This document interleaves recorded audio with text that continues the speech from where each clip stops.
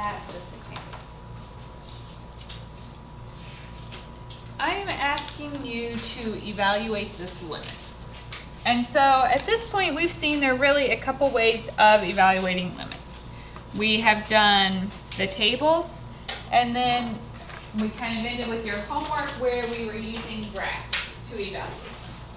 So if it's something easy to graph, the graph is pretty simple when it comes to finding the limit. You're just, once you get a hang of what it's asking, it's not too complicated. So let's try to draw a graph for this one. It's a piecewise function. The first piece, f of x equals 1, that's like saying y equals 1. What kind of line is that? Y equals is horizontal line. When x is not equal 0. If you didn't remember that and you made a t-chart, you just have to plug in some points.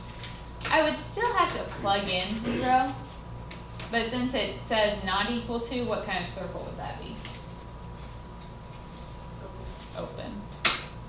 And every time you're getting out 1.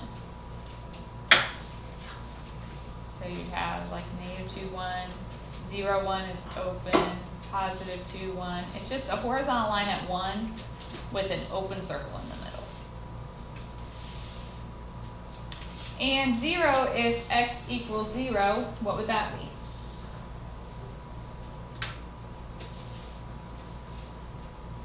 Zero if x equals 0, what would that be on my graph? Just a point. 0, 0. Okay, so when I ask you to find the limit as x approaches 0, there's no plus or minus on this, so we're coming in from both directions. So as I'm coming in from this direction, and as I'm coming in from this direction, what is my y value approaching?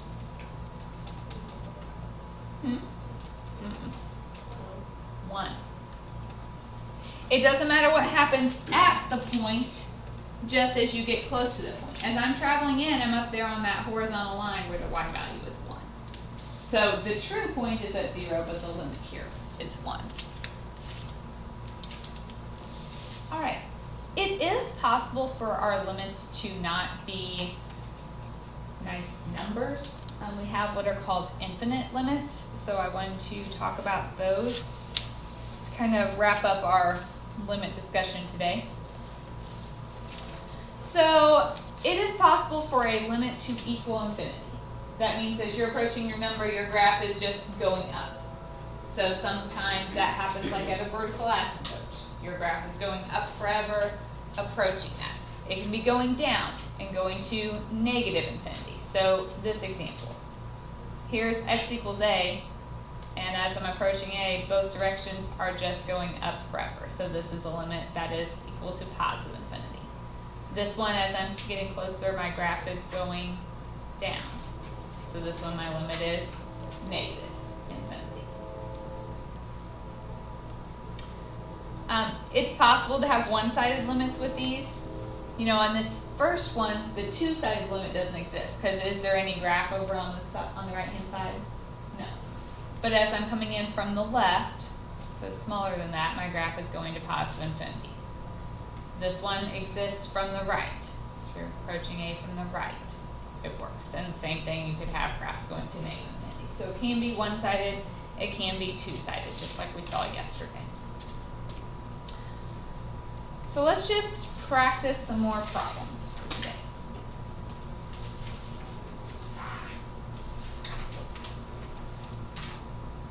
Do you want to, let's look at a graph for this one. I'll try to bounce back and forth and talk about both ways, see if it helps. So you can kind of decide what you like. The square root of x, do you guys remember what that looks like? We can't do negatives. Square root of 0 is 0, square root of 1 is 1, square root of 4 is 2. This looks like this. So, can you tell me the limit as you approach 0 from the right? That plus means from the right. I am getting close to 0 from the positive side. What's my y value going to?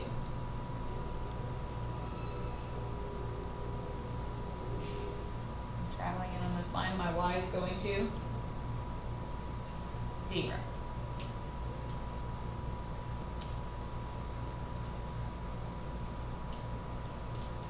approach 0 from the left. Do I have anything on the left? Does my graph exist if x is smaller than 0? No. So if there's no graph there, it does not exist. That means that the two-sided limit doesn't exist. If I just said the limit as x approaches 0, that means you have to be able to come in from both sides and they have to go to the same number. So the two-sided limit wouldn't exist either.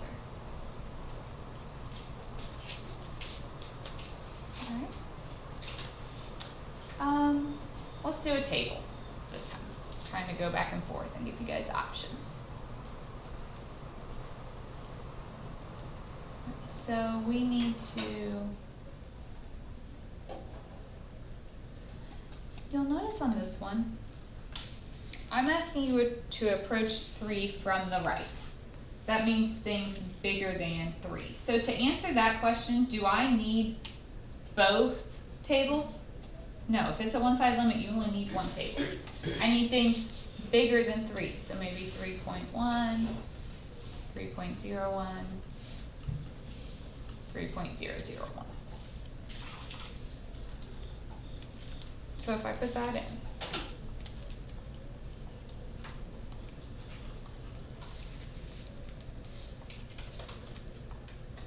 .1, I get 62.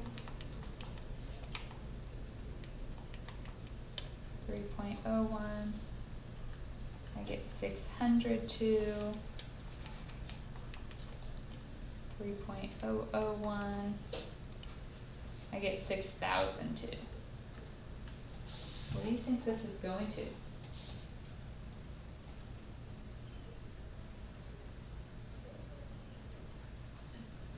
Infinity. This one is just getting bigger and bigger. It's going to positive infinity. Okay, then I asked for the left. So if I did that one, so 2.9, 2.99, 2.90, or 999.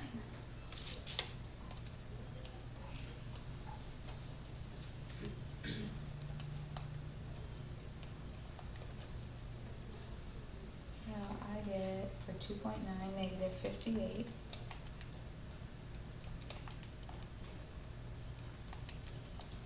.99, negative 598. 2.999, 5,998. So what's that one going to? Negative. Let's confirm this on a graph. Let's just use a graphing calculator for a moment. I know we don't have that on test, which is why we're talking about the tables and things, but if I graphed my 2x over x minus 3, you can see as you get to the positive 3, from the left it's going down, from the right it's going up. There's a vertical asymptote there. Does everybody see that? I want you guys to do the next one on your own. So how many tables would you have to make here? Just one. What kind of values are you going to plug in? Above 0. All right. That's the birthday party. I don't want to do it, but you have to just do it. What do y'all want me to bring? Oh, Well, it's your birthday. Yeah, what do you have? They should be bringing you things. Okay, so let's see. If you plug in 0.1, I don't need to plug this in. You guys tell me. What did you get? The first one I got 4.0949. Okay, what about the second one? It was like 4.008. And the last one? 4.00009. But if you put in 1 or anything else, it doesn't go close to 4. It gets bigger. If you put in what? Like I put in 1 because you gotta go. But you're getting closer to 0. 1 is further away from 0. Right. Never mind. So this goes to 4. So our limit is 4. And we only need one table because I'm only approaching from one side. Now, if I asked for a two-sided limit and you did your 2 tables and they went to different things, what would your limit be? Does not exist. They have to match if I want the two-sided limit. All right, another one. The limit as x approaches 3 from the right. So you have to do things bigger than 3.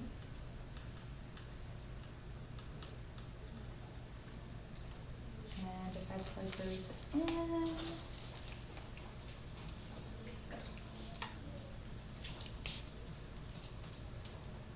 what happens when you put in 3.1? Yeah, we have a problem, don't we? What does your calculator tell you? Error. Non-real answer. When you plug in something bigger than 3, you're getting a negative under your radical. So what does that mean? Does not exist. The graph doesn't exist there if we look at it. Okay. So would that mean it's like that? Yeah, if we actually graph this, it's like a semicircle. When x is 0, square root of 9 minus 0 is 3. When x is positive 3, you get the square root of 0. When x is negative 3, you get the square root of 0. And so it actually, the graph looks like this. So as you're approaching 3 from the right, there's nothing there. Is that okay with everybody? So I'm going to stop there. I'm not going to do example 8. So this is the assignment. We do not have school Monday. Tuesday, I'm not giving you a full class period to work, but I am giving you some time in class to work. So I am not actually going to collect this one until Wednesday next week.